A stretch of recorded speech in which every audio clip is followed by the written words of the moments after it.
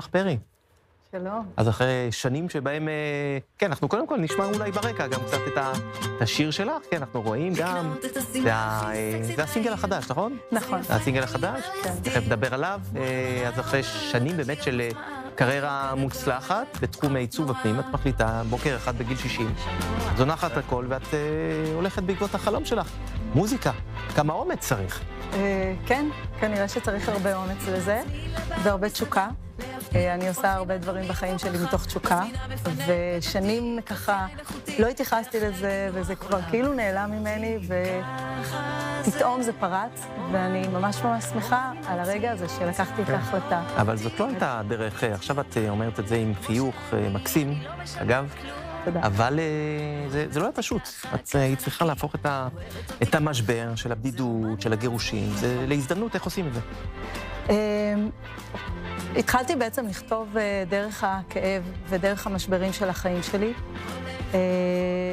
אני לא כתבתי לעולם. את גם כותבת וגם מלחינה? אני כותבת מלחינה. מלחינה גם. באיזה כלי את מנגנת? אני לא מנגנת. את לא מנגנת, יפה.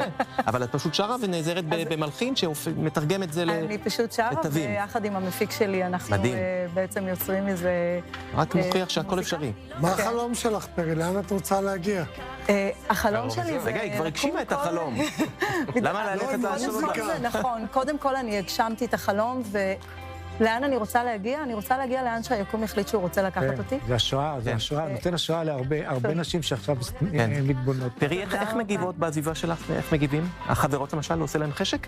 כן. ככה לזנוח הכל וללכת בעקבות החלום? האמת שאני מקבלת מחמאות מאוד ככה, בעיקר את השראה, איזה אומץ, ואני שומעת את זה לאורך כל החיים שלי בכל מיני דברים שאני עושה בחיי. בעצם כבר עזבתי 3 מקצועות, וכנראה שזה היה המקצוע הרביעי. 3 מקצועות ובעל אחד. כן.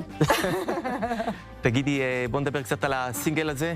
רומן עם עצמי, נכון? כן, רומן עם עצמי. כן, על מה זה מדבר? על מה השיר? זה בעצם מדבר על זה שלפני שאנחנו מחפשים את האהבה ואת האושר ואת החיבורים בחוץ, אני ממליצה, וזה תהליך שאני עברתי עם עצמי, זה להתחבר קודם כל לעצמנו, לאהוב את עצמנו, עם הדברים היותר טובים, עם הדברים הפחות טובים שיש לנו, ולכל אחד יש. להיות בחמלה מול עצמנו, לייצר רומן עם עצמנו. אני זוכרת שבחיים שלי אני כבר יצא לי לנסוע כמה פעמים לחו"ל לבד, ואני זוכרת שהפעם הראשונה שעשיתי את זה, היה לי מאוד עצוב. במיוחד אחרי שנים של זוגיות, כן, זה לא פשוט. הייתי בזוגיות, שעשיתי את זה, אז הייתי בזוגיות. אוקיי. ונסעתי לתאילנד לבד בגיל 38, ואני זוכרת שהייתי יוצאת בבוקר ככה לשתות את הקפה שלי מול הים, והייתי מאוד עצובה. איך זה יכול להיות? אנחנו מאוד מפחדים למצוא את עצמנו לבד למעשה, וזה הפחד הגדול. והיום נסעתי לפרו לבד חודש ימים, ושם באמת הייתי באושר ענק. אל תעצרי. פרי הדר, זמרת שם. משפט ממש קצר, כן, אנחנו לקראת סיום.